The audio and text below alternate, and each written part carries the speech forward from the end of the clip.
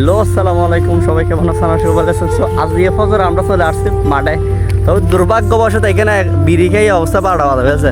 এ ভাই এটা বিড়ি না ভাই, এটা মেঘ কুয়াশা। ও আচ্ছা, এটা মেঘ বুঝছেন ভাই বাবির নাম্বার কত না? এটা শুধু বাবির নাম্বার খুঁজে, তার মানে এটা চাইতেছে আমরা বিয়ের আগে যেন বিবাহিত হয়ে যাই, বিয়ের আগে, তো যার ফলে আমরা বিয়ে করতে পারবো না।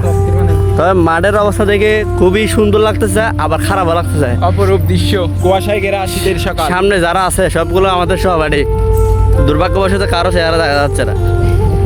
এখন বল দেখা যাবে কেমন, সেটা হচ্ছে বড় কথা। ভিডিও রাখো ওয়াকেল দেওয়া না, আলহামদুলিল্লাহি রাব্বিল আলামিন। এটা তো ফ্র্যাঞ্চাইজ করে আস্তাগফিরুল্লাহ নাউযুবিল্লাহ। সাসা মাঠে এত দর্শক কেন? কি মাঠটা এত দর্শক কেন? কারণ আজকে ফুটবল খেলা আছে, তাই মাঠে দর্শক আছে। তা আপনার বুড়ির কি অবস্থা? আর ঘুরি কমানোর জন্য এখানে আসা। এখানে আসা, তুমি প্রতি সপ্তাহে আসো না কেন? প্রতি সপ্তাহে আমরা ব্যস্ত লোক তো, মানে ব্যবসা নিয়ে ব্যস্ত থাকি, তাই সকালবেলা কি ব্যবসা করেন?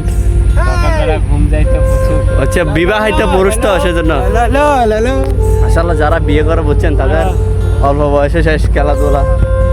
এখন আমরা এখনো বিয়ে করি না, যার ফলে এখনো আসতে পারতেছি।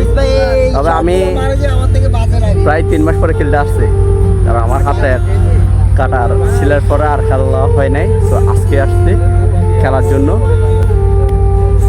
এটা হচ্ছে আমাদের টিকে ফ্যাক্টরির সামনে যে মাঠটা আছে এটাতে।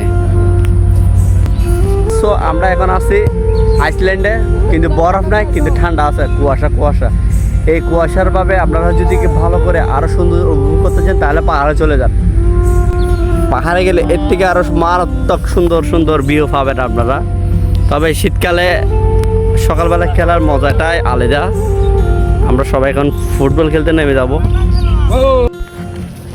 গাইস, আমাদের খেলা শেষ দুর্ভাগ্যবশত। হাফিজুল এখন গিয়ে মার খাবো কম্পারম, ইতার বউরে না বলিতে খেলতে আসছে। এটা হলো আসলে খেলাটা খুবই এনজয়ফুল হয়েছে।